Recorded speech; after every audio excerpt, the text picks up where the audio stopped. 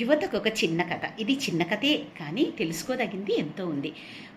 ఏనుగు పిల్ల చిన్నదిగా ఉన్నప్పుడు దాన్ని పెద్ద గొలుసులతో కట్టివేశారు.